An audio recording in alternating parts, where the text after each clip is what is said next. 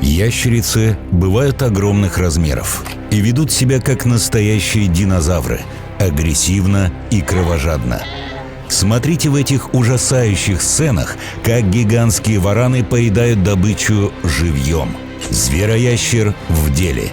С вами царь зверей. Да начнется охота.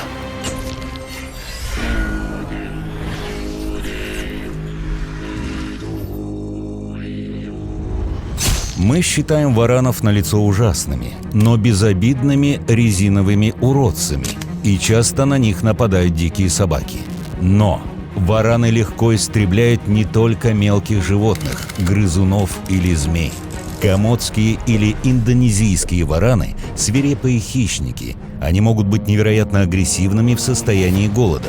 Например, съесть буйволенка живьем или проглотить змею. Выглядит невероятным, но для них такой способ питания привычный. Водяной или полосатый варан бросается заброшенной ему крупной крысой, моментально настигает и расправляется с ней лишь при помощи мощной хватки. Вымотав из грызуна всю душу, варан заглатывает тушку целиком. Пространства в его глотке достаточно, она как сундук с зубами. На этом пляже нет волейбола и песчаных замков. Здесь огромные ящеры терзают оленя. Удивительно, как быстро им удается завладеть такой крупной добычей и, не озадачиваясь умерщвлением, откусывать прямо от живого тела, разрывая его на части. С помощью мощных мышц шеи они могут без ножа разделать даже самую крепкую плоть или поливать ядовитой слюной на страдания и крики жертвы. Они, вероятно, не только бессердечны, но и глухи. Мы видим азиатского варана, охотящимся на рыбу. Сначала он мутит воду, превращая все в грязь. Он видит рыбу, рыба не видит ничего. И поедать ее легко. Рыбий мех сам проскальзывает внутрь. Комодский варан кажется неповоротливым, как шкаф. Но он может быть проворным охотником и даже нацелиться на белку, а в скорости реакции ей мало равных. Варан разбегается до скорости 20 км в час. Вот он терпеливо караулит белку под деревом, камуфлируясь на земле. Перекусив добычу поперек, он тут же заглатывает ее, и только мохнатый хвост торчит из пасти. Не проходит. Щекотно, наверное. Сам по себе укус варана не смертелен. Все дело в ядах, которые парализуют жертву и превращают ее в готовое блюдо. Вараньи токсины взвинчивают кровяное давление и тем самым провоцируют обильное кровотечение.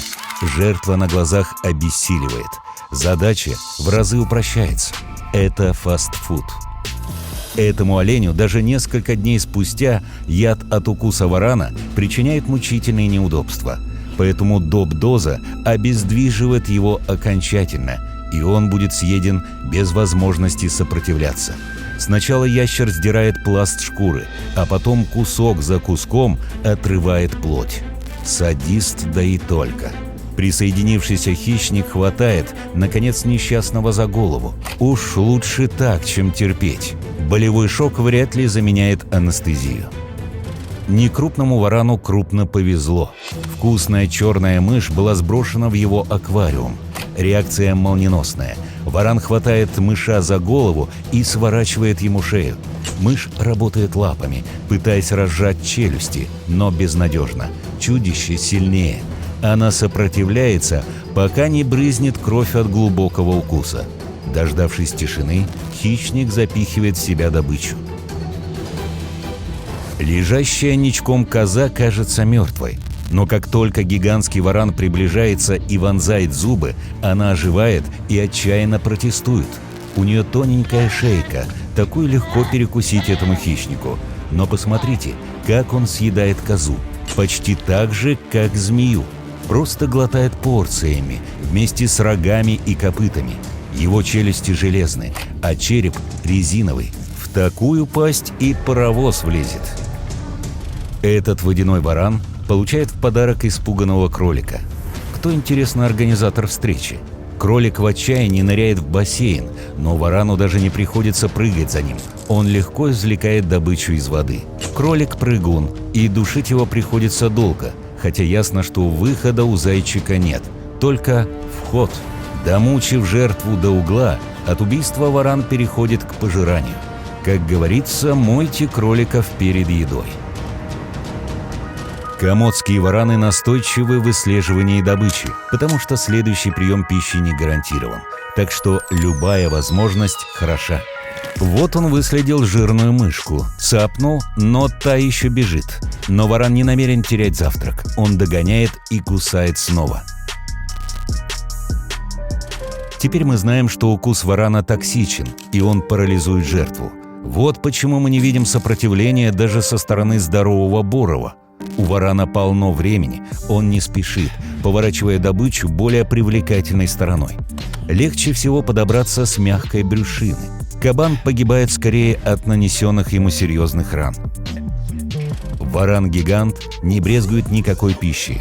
Вот он поедает живьем беременную олениху. В ее глазах читается ужасная боль, но ей ничего не остается, кроме безучастного подчинения и страданий.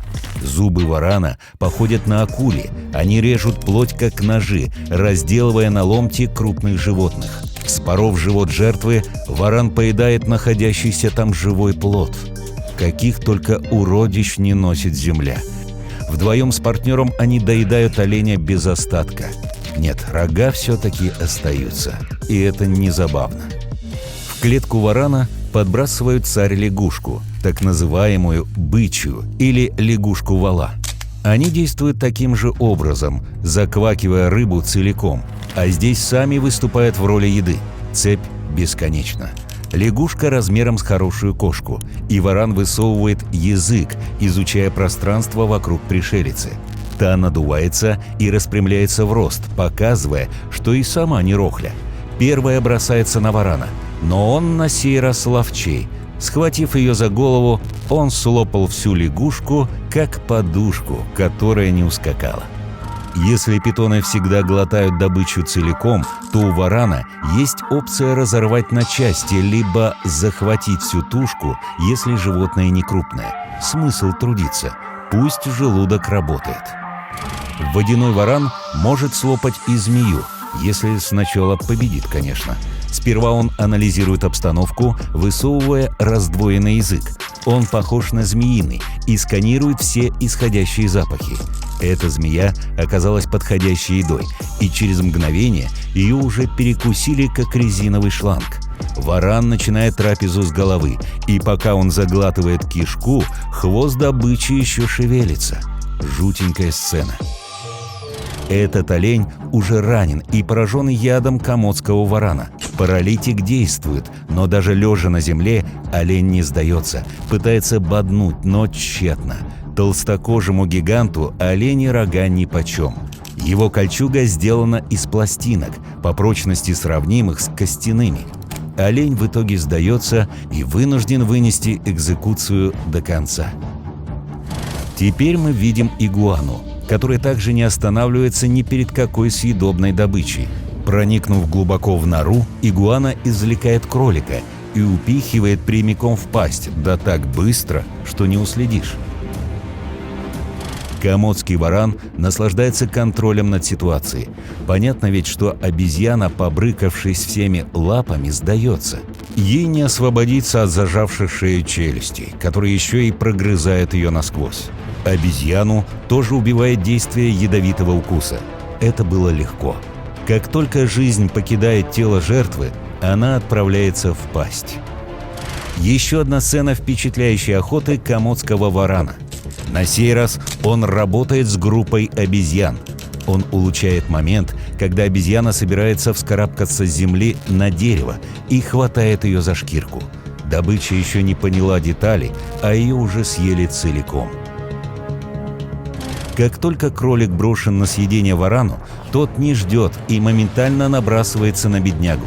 Пошвыряв его из стороны в сторону, будто плюшевую игрушку, и убедившись, что он не дышит, ящер заволакивает кролика в рот тем же приемом. В несколько приемов. Комодский варан может ринуться в нешуточную атаку, когда голоден. Он нападает на раненого буйвола. Недвижимый бык лишь видит перед собой отвратительную морду и мычит от раздирающей боли. Даже если туша велика, варан не отступается. Его конструкция создана для такого рода занятий.